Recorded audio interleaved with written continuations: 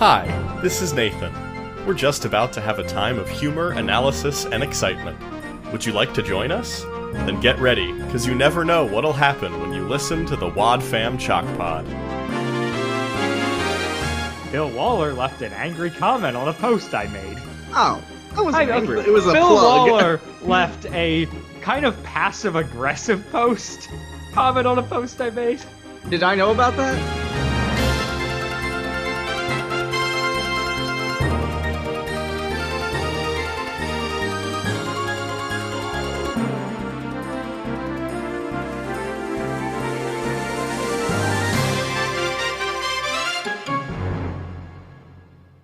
Hello and welcome to the Wad Fam Chalk Pod. I'm Dylan Weaver. And I'm Andrew Sabo. And we're here today to talk about episode 324, Small Fires, Little Pools. Little Pools and Small Little Fires. Pools. Little Pools. New rap name, I call it. That was going to be my joke. Oh, my bad. You called You it sound before very I could. You sound very downtrodden. Like I'm downtrodden. well, what a strange word that is. Small fires, little pools. So yeah, this episode is episode 2 on album 25, Darkness Before Dawn. An album that from here on out we will be covering in its entirety, but the first episode is not related, so that's fun. Yeah, you gotta wonder why, but I guess like this being kind of early Odyssey, I mean not really, but like, you know, within the first 10 years, like is this the first time where they've been like, we're gonna do an entire album to a plot thing that's pretty serious? I think so. And so they just couldn't quite do it. The one that's all structured after the Lord's Prayer is like they've done kind of theme albums before. Well, they've done theme albums, but those are different adventures. This is like that's true. This is all a Blackgaard stuff. Art. It's all serious. It's like, you know, this is like the Battle Lines kind of album. Yeah. Okay. No, that's fair. I just think it's so funny that they were like on the on the proverbial threshing floor, and they were like, well, we can't do all of it, so yeah, somebody come up with something. Yeah, exactly. Maybe. There's a little blurb in the official guide that's like, yeah, we talked about doing we kind of, it started as 6 and then expanded to 8, then 9, then it was at 11, then we talked about doing 12 and thought about cutting the first episode, but then we just decided to do that first episode and make it 11. Thank goodness that they thought about it Yeah. and then went the other way. The other thing that's interesting to bring up is this whole Darkness Before Dawn miniseries was initially designed to be the conclusion to Adventures in Odyssey. Really? Yep. I did not know that. They were like, this is going to tie up all the loose ends. We have our big villain come back. We wrap all the things up in a nice tight bow. And then we come up with, you know, some new thing that will take the place of Adventures in Odyssey, but not be Odyssey. Not continue these storylines with these characters in this way. But then as they were plotting it out, they just realized that like they had to keep going after this. Well, yeah. I mean, to end Odyssey with Wit not even being there? Well, but at this point, Hal Smith had died. True. So what were they going to do? Yeah, no, I guess that this is the that is a logical conclusion to come to. Right. It just like I think it does make sense at the time to try and make this the conclusion, but obviously they changed that up went a different route, and yeah, It's so interesting for me to think about the concept of Odyssey ending, like them like intentionally being like, and that's it. right, yeah, Because for my entire existence and conscious experience of Odyssey, it's been like this is just a perpetual thing that always exists and it will always exist. right. Well, And like because every even if it's time, not good, it will always be there and they will always be making new episodes. yeah, well, because every time they've had a chance to, you know, have Wit die or bring the show to a conclusion or any of that stuff, they don't. Yep. So, Yeah. But I don't know. Like I think that's some of the I think the gross continuity of it all is some of the charm of the show. oh, I definitely agree.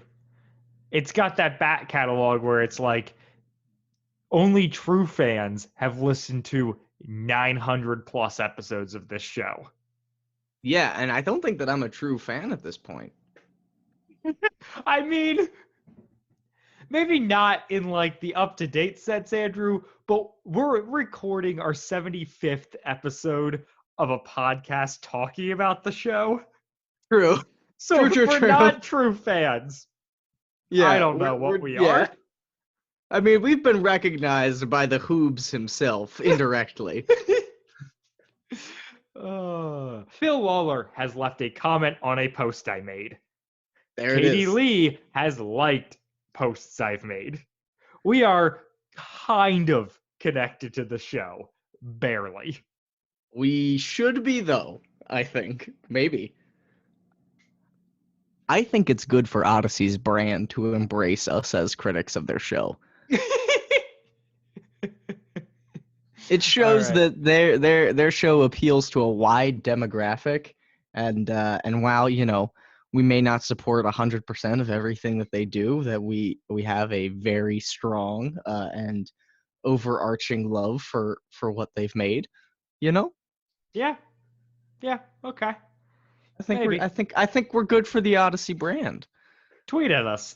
Odyssey Tweet at tweets. us. Or is it Sponsored by PIO tweets? Odyssey. No. Nope. We do not take any of their money, though we would if it was offered. 100%. I need some of that sweet, sweet Colorado Springs, Colorado money. All right, getting back to the episode at hand. It first aired July 22nd of 1995, a whopping 6 months after A Code of Honor. And finally, this episode was written and directed by Phil Waller. With all that out of the way, I think I'll roll the promo. You cool with that, Andrew? I would like nothing else. Vandals are on the loose on the next adventure in Odyssey. The town of Odyssey is paralyzed when vandalism hits the streets, and Wits End is one of the targets. When the police have no leads, everyone is asking who's responsible, and what does all this have to do with Jack's mysterious dreams? Find out next time on Adventures in Odyssey.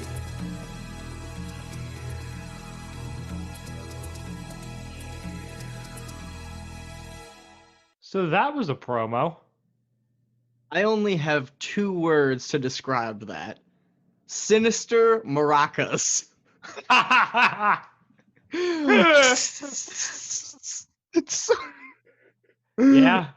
Yeah, sinister maracas. Really? It was like, is that supposed to be a rattlesnake? What's going on here? Dude, maybe Nope. Sinister Maracas is my band name. Yeah, that's a good one. That's more your vibe. That's more the indie band situation. Yeah, I think. and then we can do a song featuring Lil Pool. Lil Pool. My raps are exclusively about how crappy like above ground pool water is on your eyes. Oh man. All right. Well, let's get into the episode. I guess so. We begin on a news report from not Link Wainwright, but Brock Peterson. Oh, wait a second. We didn't talk about the cast, Andrew. Oh, we didn't. You're right. Who do we have here? Because this episode is chock full of people. Yep. So Brock Peterson is being voiced by Corey Burton, which is fun.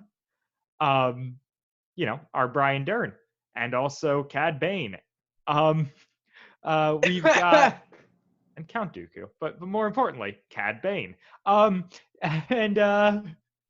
We've got John Burdick in here voicing Brian Butch Evans. Oh boy. A local Bones of Wrath member. And cool person. We've got Bob Luttrell as Officer Phelps and also the plumber. And then we've got our normal cast of fun people back. We've got Jack, no Jason this episode, but we've got Jack and we've got Connie. Dale Jacobs is there, Lucy, Sam Johnson, Tom, Bart. It is a full cast. Oh, Pastor George Barkley, interim Pastor George Barkley. Really fun. I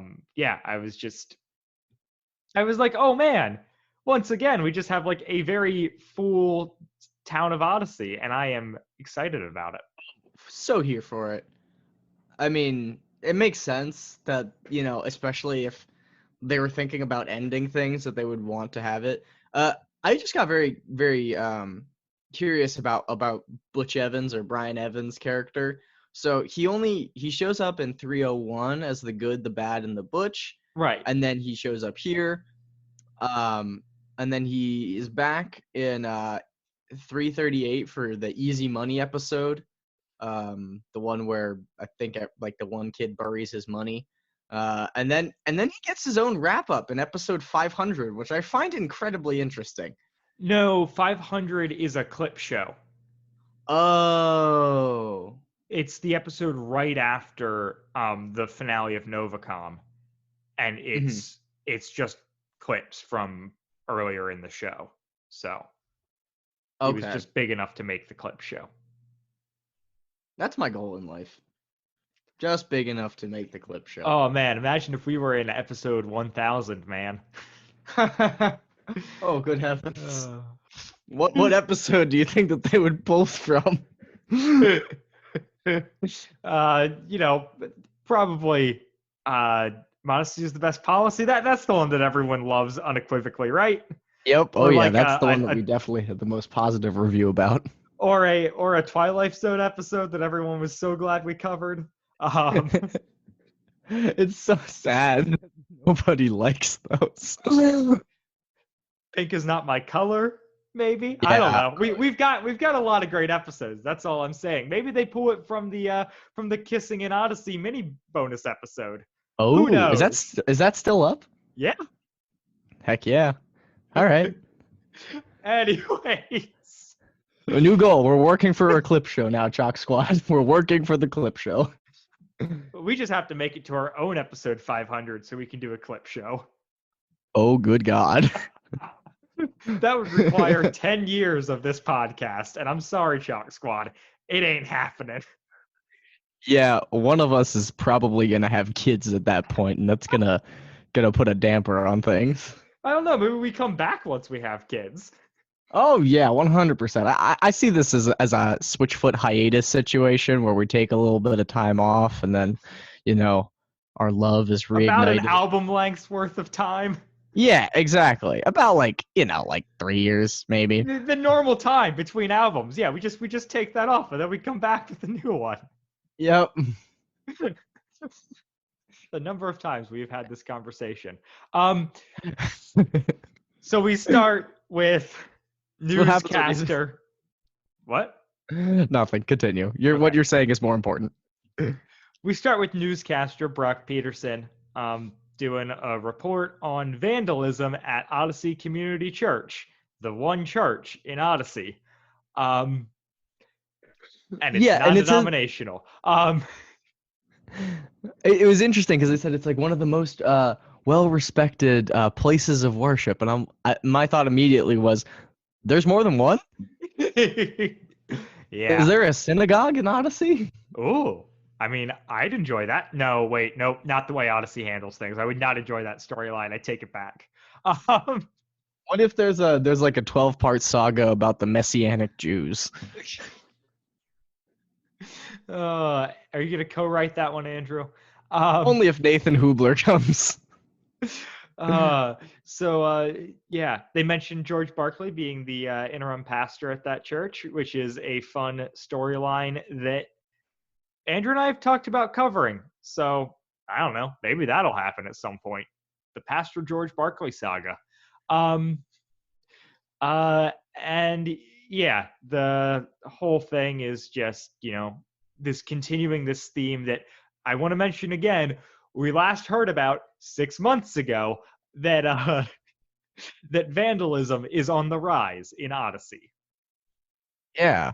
The whole basically what's happening is there's a lot of baddies doing bad things, and they vandalized the church, and they broke windows, they painted, like they presumably spray painted stuff. Yep. There is they broke the stained glass. Yeah. And there was eggs involved. There's Wits End gets trash strewn over the ground. I don't remember if that happens at OCC or not, but I'm assuming that what happened at Wits End was just like a slightly lesser thing, but it was the same. Like they just dumped out a bunch of garbage and they spray painted the walls, and they I don't know if there were eggs involved. I don't think Connie mentioned eggs. Yeah. She does mention trash though, so maybe a lot of trash. Maybe those are eggs. So yeah, and then we cut to Jack screaming in his bed. Yeah, it's pretty haunting. I'm not gonna lie. Don't. What? You said you're not gonna lie, and I said don't. Oh. And so he. We'll never make the clip show if I'm dishonest. Exactly. So he's yelling like "Don't do it" and stuff, and wakes up, and it was this nightmare he had.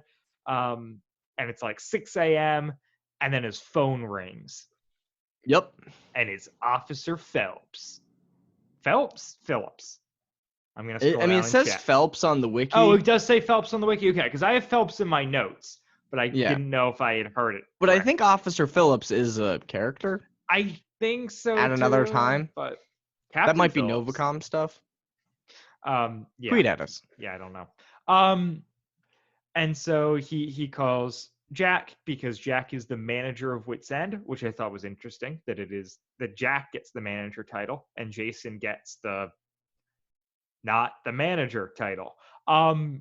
Yeah. Or maybe they're co-managers. Assistant to the regional manager situation. I hate you. I know. And then Officer Phelps lets Jack know that Wits End has been vandalized. And Jack rushes over to Wits End, and very similarly to last episode, has that reaction where he is distraught, but you can tell through his performance that it's more than just seeing the wreckage that has him distraught. And I think it's amazing that Alan Young can communicate that. Yeah, that's the thing that he's just so good at this, and he does this role super well. The theme of this episode is spiritual warfare, and like the idea that that you can communicate something that's not even physical through audio is so impressive. Yeah. Like I don't know. I mean, yeah. And props to him. Yeah, absolutely. He seems so deeply troubled, but like not because there's garbage, because Jack is the kind of person to be like, well, these are just things and it'll be okay and we'll figure it out. But he knows that, like, there is something much greater at work here, and it's greater than what we're seeing. Absolutely. And we got to give some credit to the sound design as well for pulling that off. But but it is, yeah, it's really great. And that just through audio, not through anything Jack's really, any words he's saying, it's communicated of like, is this like, was this what his dream was about? Like, we kind of get that sense. Yeah. And it just kind of blew me away. And so also Mayor Riley, Tom, is at the is at Wit's End as well, just because he has you know, he's known to be associated with Wit's End.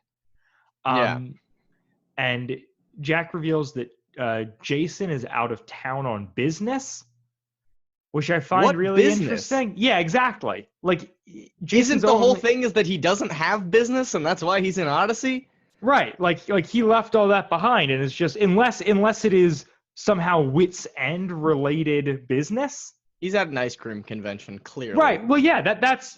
Or like he's mourning the loss of Tasha and eating his feelings at an ice cream convention. If that's not canon, somebody needs to tell me, because I will not believe it. Hey, I mean, maybe he took Wit's spot on like the Universal Press Foundation board or something. Yeah. He's doing that. It's very unclear. So and Tom is obviously unnerved by this. This is a really good Tom episode. I love Tom in this. I don't know. I just think that he is super. I mean, he's super headstrong. He's very cool, calm, collected, despite this actually, very serious issue that this is kind of turning out to be. And then, so this is when Jack explains to Tom about his dream, right? Yeah. We kind of reveal the whole reason Jack is so distraught is he had this dream, and Tom's like, "What? You saw Wit's End being destroyed in your dream?" And he's like, "No, that's not really how dreams work.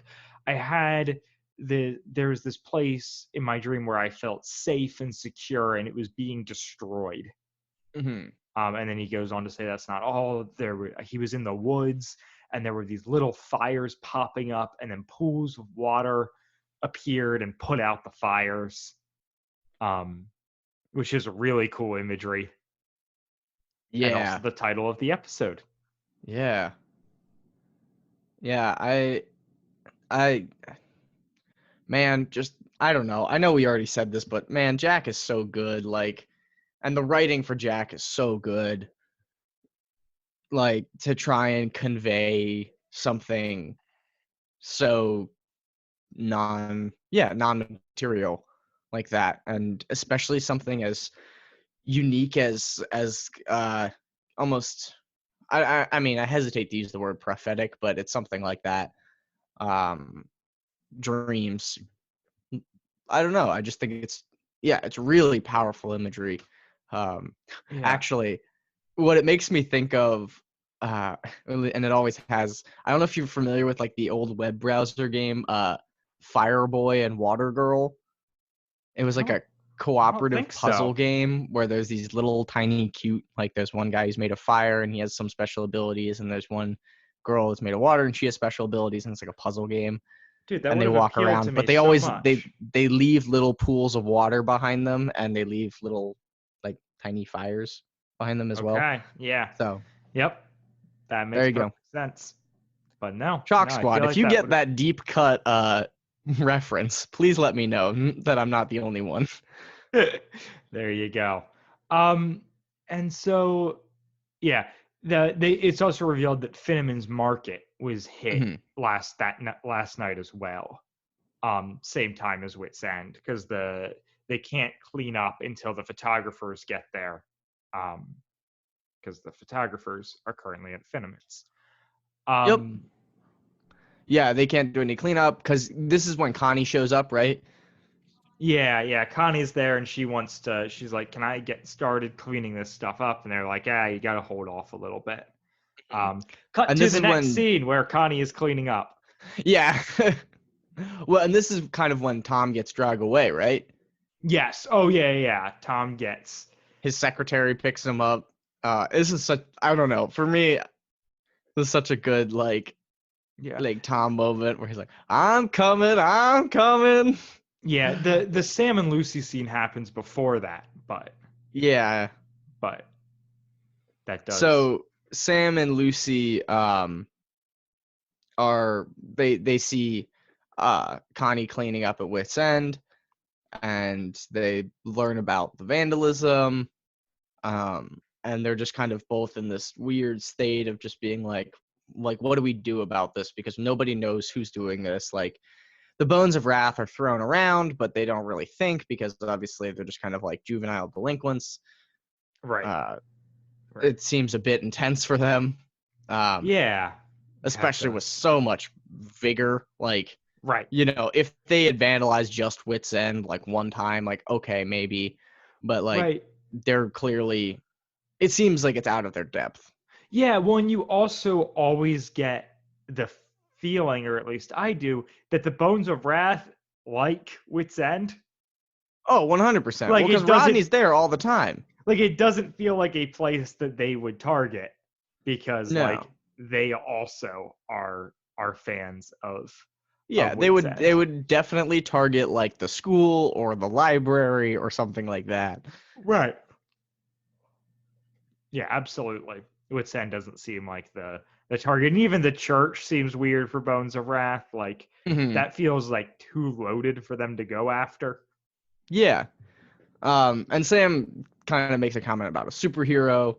Yeah. And then Connie ends up telling Jack about it later. Yeah.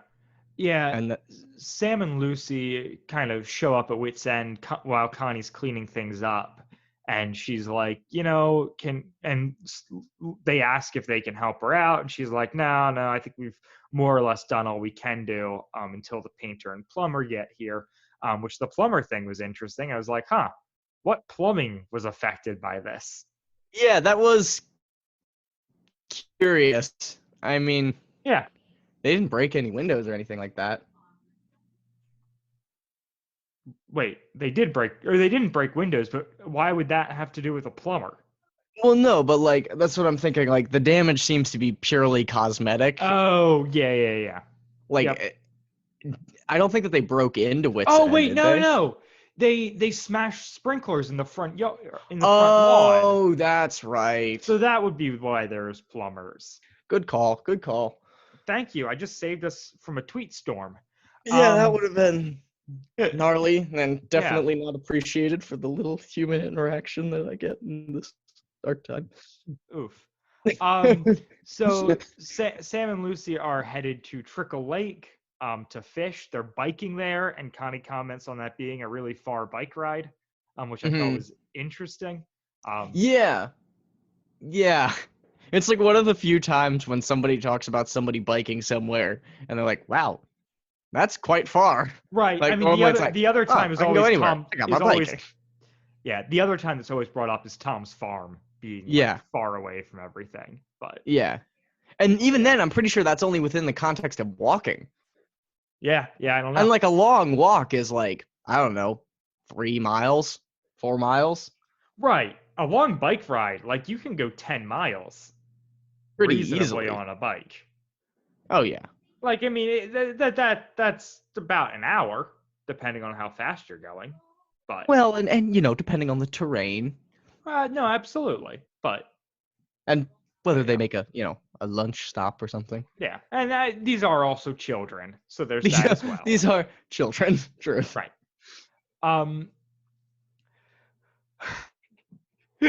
This has a great line from this interaction that, for whatever reason, is one of the ones that stuck in my head.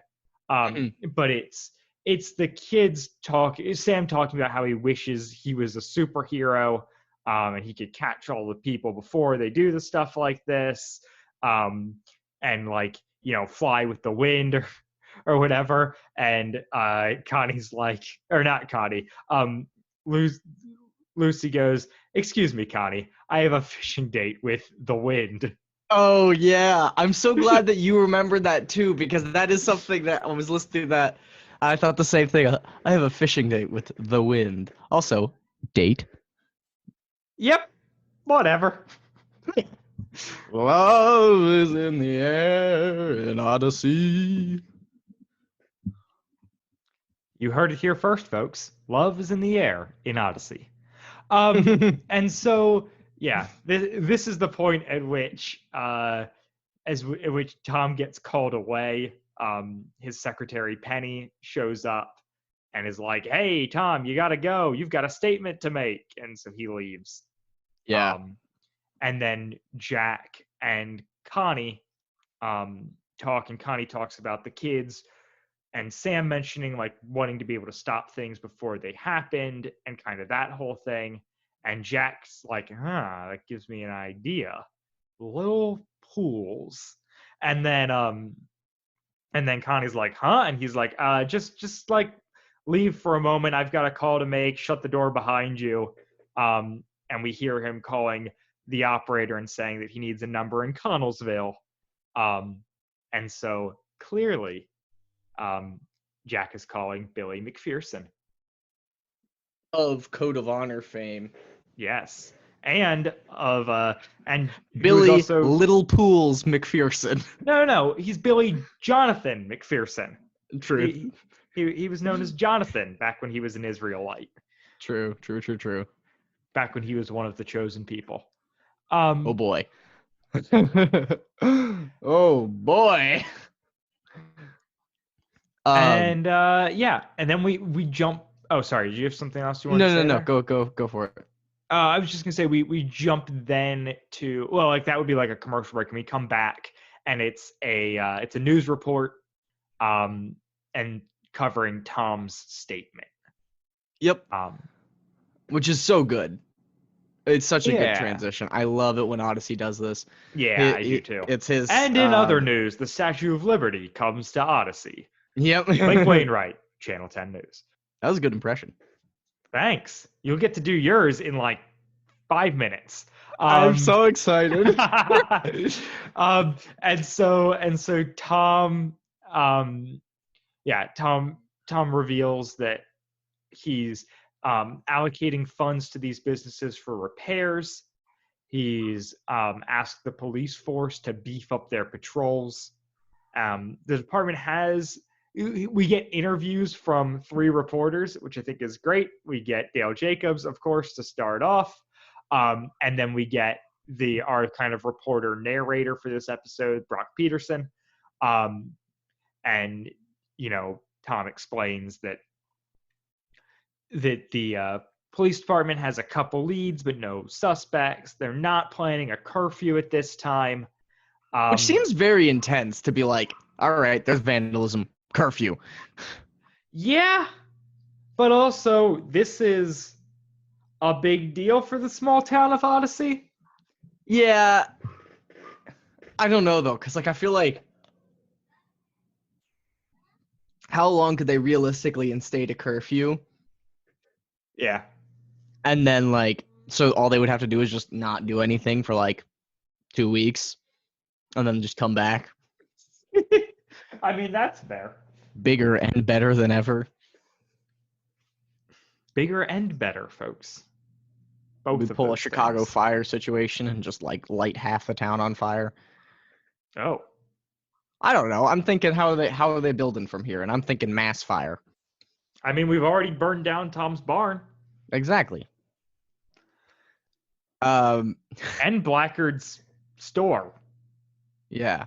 Store? No, Blackgaard's castle. Yeah. Which is now the Electric Palace. Once a castle, now a palace. Is that a step down or a step up? Palace definitely seems more opulent, whereas castle seems more strategic. True. It's harder to take a castle than a palace, but probably less comfortable. I think it depends on how bougie this castle is. Ah, the bouginess has an effect. Interesting. The bougie factor. I love it when we do that. Yeah, when we say at the same time. Yeah, It's my great. favorite. Good bit. So the final person to interview is Brian Dern, who asks Tom why he waited until Wit's End was hit to do anything, and Tom's like, I'm not going to dignify that with a response. Which, ouch. Yeah. I mean, is that a good call? This is an honest question. Do you think that that's a good call? On Tom's part? Yeah. No, I don't.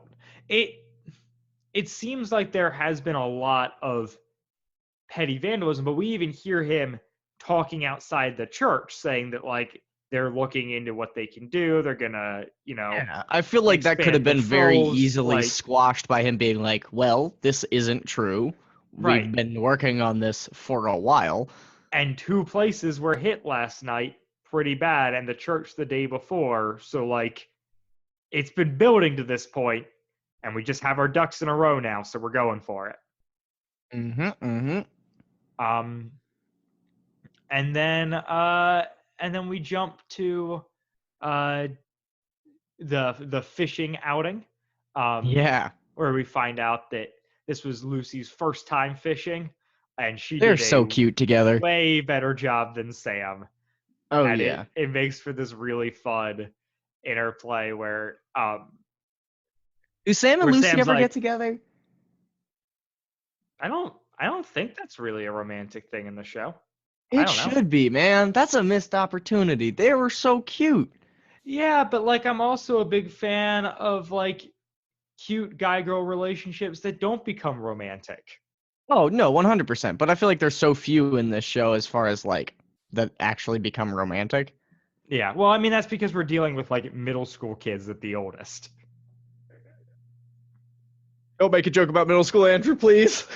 I bit my tongue and did not. So yeah, so that Sam's like, well, I like picked out your fishing spot. And she's like, well, you also picked out your own fishing spot. And he's Yeah. like, well, I picked out a spot where I could chase stuff to you. And she's like, oh, is that why you fell in? And he's like, no. for the last time, I stepped in. Up to your And she's neck? like, up to your neck. Oh, it's so good. It's so cute. Yeah. Uh, Yeah. such it's- good back and forth. It is. And Also, what did they then- do? Is this a catch and release situation, or are they Yeah. stranded with just a bunch of fish? No, I think they did a catch and release. What are your opinions on catch and release fishing? Because I find it deeply unsatisfying to not be able to eat what you have caught. Oh, I think it depends on what your goal is when you're going into it. If you're just trying to find a way to spend like a good afternoon versus if you're trying to catch stuff that you want to eat. What I would argue is that if you want to spend a good afternoon, it is made better by eating it. That is my Yeah. my stance on it. However, I mean, I've done both. Done plenty of Yeah. both. So Yeah. I do think it's fun that like 2 kids in a small town with no adult supervision are just like, yeah, let's go fishing. Like yeah. it feels like something of like a bygone era. Oh, 100%. You see, this is what cell phones are doing to children. Yeah. The internet ruined There's no TikTok here, all right? If this was now, Oh man, can you imagine fishing TikToks? they'd be, that's our brand. No. No, you could take that on as your own project. You're the one with gobs of time. I'm gonna abstain. But I don't have any fishing equipment. That's my problem. I would fish a ton, but I don't have any poles. Well, you need to rectify that. Or just borrow them. Yeah. Yeah, I definitely really should just do that. So so yeah, they then are like, we've been walking for a while. And we haven't come across our bikes yet. They're like, all right, let's stop and get our bearings and kind of look around. They're like, okay, that's the spot we were. That was that. That was the spot where we tied our bikes, and our bikes are not there. So they, Which is so interesting, because, like, at least for me, I thought that they were just going to be lost. I completely forgot about the whole bikes getting stolen bit. Oh, yes. Yep. Um, Their bikes yeah, have so been stolen. They chained them up, and now they are gone. and now they have to Props walk to back. props to people in small town Odyssey actually locking their bikes. Yeah, I Because never locked my bike ever. as a person, I was gonna say, as a person who lives in a small town, so few bikes are ever locked. Yeah, heard of it happening and stuff. Yeah, I mean, I've had many a bike stolen, but not when they were sitting out. Wait, really? Yeah, we've had bikes stolen from my barn. Wow, Yep. that's crazy. Yeah, back when my parents first moved to this place, where they're at, there was we had a lot of like break-ins to the barn and stuff taken. And then it got locked down more. Now it doesn't happen. Huh? How about But that? yeah, I lost my bike too to that. To a barn thief. Yep. A barn burglar. I like it. And then from that scene we go to, and I'll let Andrew do the honors here. The Crying Brian Dern Show. That's one of my best Where ones yet. pretty solid. Where Bart Rathbun is there to discuss how Mayor Tom is doing with everything. Where do you think that money's coming from? Our back pockets. To help, like The very idea of him using city funds to help people. yeah. I love how they like acknowledge that that's how taxes work. It makes me Yeah. very happy. Yeah, little known fact. That is what taxes ideally should be doing. Yeah, and so they go forward to, accuse Tom of a lack of leadership. The Dern calls the task force that Tom's assembling a smokescreen. They Mhm. complain about the increased taxes. It's rough. The Crying Brian Dern Show seems to be hitting more home now as an adult than it Yeah. ever did as a kid. Because the Well, thing and is, possibly in this era, too. yeah, in the current media zeitgeist that we inhabit, there's a lot of this on both sides of the coin where it's just like, y'all are just ridiculous and you're just talking so much. Like, Yeah. I know Yeah. it's hard to believe it from a man who at least partially has 3 podcasts and never shuts up in real life. But if I've learned anything as I've grown up, it's that the less I talk, the better. Yeah.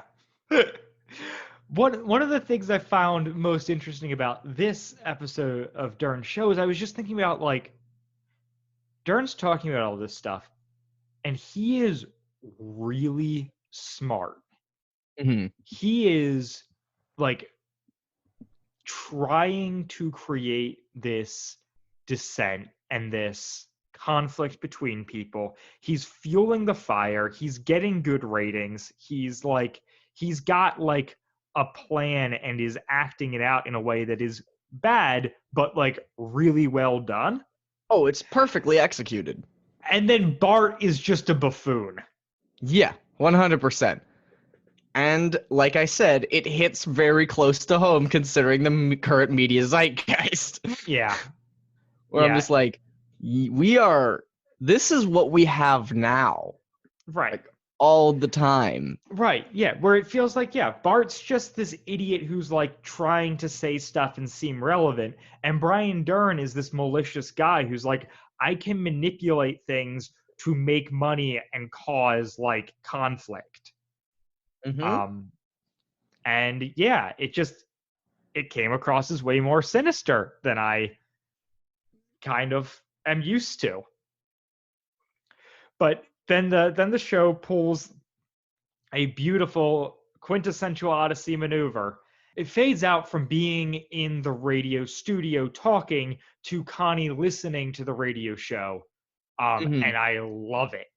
Oh, it's so well done. And Connie goes like, "Oh, enough with your points." Like right Yeah. as I think either Bart or Dern says, "And another point." Like, you're like, Yeah. oh my gosh. Yep. And and she switches off the radio, and then Sam and Lucy, who are talking loudly about their frustrations, walk into Wit's End. That way, Connie Mhm. gets to ask, "What?" Expositional dialogue is expositional. It's one of those things where it's like, so they had to walk the whole way back from Trickle Lake.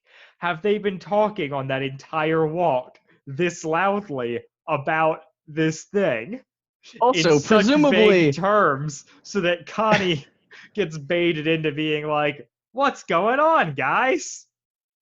and I'm just gonna play Dylan real quick and just analyze the timeline of this episode really in-depthly, only because we have a metric as far as how far that they were biking and how far they were walking. So, realistically, right? If we have established that like a 10-mile bike ride is like a decent distance, we're gonna say that. So, say that they're walking 10 miles after having fished for presumably at least several hours, Yeah. and there's still daytime TV No, Brian happening. Dern's radio. He's radio. Yeah, he's radio. Okay, so we're gonna guess this is a prime time slot. So this is Yeah. like 6 o'clock, maybe. 7 maybe, but yeah. Yeah. Okay, we'll go 7. Those kids made incredible pace. I'm actually unsure about that. So they definitely were leaving for the place in the morning. I think Yeah. 10 miles is probably like maybe it was probably closer to 5, maybe less. I don't know. And so they probably biked there in half an hour and returned back in an hour 15 or something. Like it, yeah. The timeline does kind of work for me. Okay, all right. As long as one of us is satisfied, I'm comfortable to move on. Yeah. Yeah. So what? Then that's right. Where does Sam get the phone call? So that happens in just a second. So Lucy asks about Jack because she was trying to get research from him for an article at the beginning of this episode, and Jack's not around, but he did leave books out for her. So Lucy goes to get the books with Connie, and right as they're walking up, Connie takes a call, and it's for Sam. So she hands the phone over to Sam, and then the two of them leave. And there's this very coarse-voiced person who asks Sam to meet him at Wonderworld. Yeah, and he's doing like the the bad guy masking his voice thing. Oh yeah.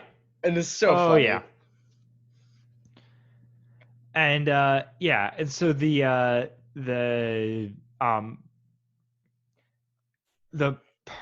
no, what was I gonna say? Oh, so the bikes are in I'm jumping ahead. So he gets to Wonderworld and he's talking to this person. He turns around, the person's in a mask. And is like, follow me and we'll go to the bike. But don't follow too closely or I'll just run off. Yeah. And so because he wants to make sure his identity, he doesn't get attacked. He wants to make sure his identity remains secret. Yeah. And so they arrive at the cave. They arrive at a place, it's a cave, and that's where the bikes are.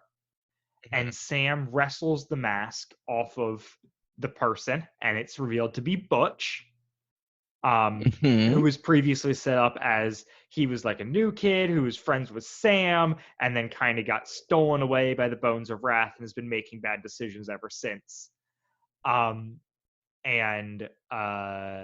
So Sam's kind of being like, hey, Butch, like you don't have to hang out with them. You could come back and be friends with me. Wasn't that fun when we used to do that? And Butch is having none of it. And then Butch leaves. Sam's there with the bike. and he gets grabbed and is startled, and we hear Jack's voice. Mm-hmm. And then the episode goes out. Yeah, that's spooky. Also, fun fact, and thank God for the AIO wiki. You know, I would say that this is the third time I would say that. Piece of trivia at the bottom of the episode: when Sam and Lucy tell Connie on the grounds of Wits End that they are riding their bikes to Trickle Lake, she expresses surprise that they are riding their bikes all the way up there. It is later established in episode 513, one of my favorite episodes, Do or Diet, when Bernard Walton and Wooten Bassett run from Wits End to Trickle Lake, that the distance is around 2 miles. Well, there you go. Now 2 we miles know. to get to, yeah, so the That's timeline not a stuff long works. bike ride at all. No, but I mean, they're children. I don't know. And also, up there, like, Trickle Lakes maybe is kind of in a mountainous area, so maybe there's some hillage involved that would cause issue. Oh, 100%. That's very much what my imagination takes me. Yeah. Well, yeah, Trickle Lake is in, is near wooded forest. What's the forest named? It's something stupid. Oh, oh my gosh, what is it? One moment. We'll see if the wiki can bail us out. Oh, Forest Mountain. Forest It's Forest Mountain. Mountain. Yes. I wanted to say it was something like that, like I don't know, like Stick Forest or something like that. Yeah. No, Forest Mountain. Anyways. So yeah. I can't get over that. I'm sorry. Yeah, it's Forest great. Mountain. Yeah. But yeah, so the interesting thing here, so the plot synopsis on the wiki is like Sam is grabbed from behind by an unseen figure, but like it's Jack. We all hear him. We know that that's Jack. And also there's an implication that someone's there with him, which obviously means Billy. So, and I'm sure the next episode will get into this, but how did they know to find Sam at this cave? God? Well, so I have a potential answer. And we'll see what happens in the next episode. But so there's a chance that they didn't know to find Sam at the cave, that they were headed to that cave and came across Sam accidentally. Interesting. How I support this argument is the book, The Secret Cave of Robin Wood, involves a secret cave that is by Trickle Lake. In the story, our main character of that series betrays one of his friends' trust to offer this cave as a headquarters for the Israelites. The Israelites then find out about that and say, all right, like, not only are we not using this cave, you are no longer going to become an Israelite. But that cave is near Trickle Lake. Yeah. So, potentially, Jonathan, or Billy McPherson, is taking Jack to this cave because he thinks it might be a good spot for them to bring back the Israelites. And it just so happens that that's the cave that Butch is using. I have no idea if that is possibly true. We'll find out when we talk about it next week. But that's my fan theory. I like it. It's strong. I blindly support it. I am deeply enjoying the amount of canon Odyssey information about this era. Yeah. Yeah, I don't know. I'm it's very nice to have answers to my questions. Yeah.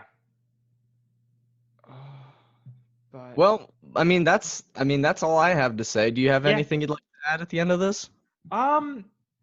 It's a good episode. We're obviously just setting stuff up. Mhm. I guess we didn't really talk about kind of Butch's change of heart in this of like you can see that he is still like Sam's friend. Yeah. Because He didn't they want them to steal the he didn't bikes. want them to steal the bikes and now he is returning them. Yeah. And I like that a lot. I like that he does it all while being like secretive and like masking his voice and being like, like you're not gonna know that like I'm, gonna be one of the good guys in this scenario until he is tackled and forced to reveal that he is in fact one of the good guys in this scenario. One Yeah, of the interesting discussion questions. What is the best way to fight evil, Dylan? with evil. That's what the Bible says, Naturally. right? You know, 200 Fight- Philistine foreskins. fight good with good and evil with evil. That's the famous verse. Yep, that's it. No heresy here. Yeah, don't repay evil with evil. Repay evil with evil. You just said the same thing twice. I know that was the joke. Oh. The passage of the Bible that says, don't repay evil with evil, but repay evil with good. I was making a joke about no, like you want revenge, an eye for an eye. It says that in the Bible, right? Oh gosh. If I had $1 for every time somebody used that argument against me, I would have several dollars. I mean, it literally does say it, but it's giving it as a bad example. So. Yep. But yeah. No. Like. I think. Yeah, we are clearly throughout Scripture called to, repay evil with good, to not just, to forgive, to not just be, monsters to people who are monsters to us. And I think if the evil of this episode is the vandalism, is the bikes being stolen, like I think they're taking good routes, which is, hey, we're going to involve the police. Like even Sam and Lucy are like, yeah, we just came from the police station where we reported our bikes lost. Like it is, they're not taking the law into their own hands. They're not going out there and vigilanteing it up. They're being like, no, like let's do this in a good way. And when you think about the power continues to happen.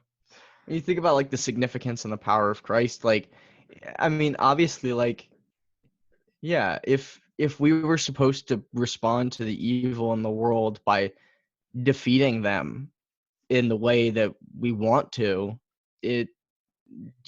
Jesus wouldn't have died on the cross. Like, Jesus would have been the king that everybody wanted him to be. He would have ruled over everybody, and he totally could have because he was all powerful. But the truth of the matter is, what we see in his life is that you don't destroy evil by killing the bad guys. You destroy evil by showing an alternative, which is what Jesus has done. Yeah. So that's our episode, folks. Yeah. I think that's kind of a good place to end it. And unlike last week where I was plugs galore, I've got nothing really to promote this week. So yeah, I don't really either. I suppose for all those who care, if you ever did listen to my Scrubs soundtrack before, the 2 episodes that exist, that will be coming back soon. Definitely within the month, but I will come back on and promote it when it's out. So yeah, if you have any vague interest in listening to me talk about the music in one of my favorite TV shows, go for it. Absolutely. And we'll be back next week to talk about the next episode, 325, Angels Unaware. Goodbye, guys. Hey guys. Wadfam Chalk Pod is a presentation of the Lidditz Podcast Co-op. This show is a fan podcast and has no official affiliation with Adventures in Odyssey or focus on the Foundry. As such, the copyright is ours under Creative Commons. Follow the podcast at wadfamchalkpod on Twitter and Instagram, or email us at wadfamchalkpod@gmail.com. Small Fires, Little Pools was hosted by Dylan Weaver and Andrew Sabo, and edited by Dylan Weaver. And I'm Nathan Haverstick, hoping you'll join us again next time for more of the Wadfam Chalk Pod.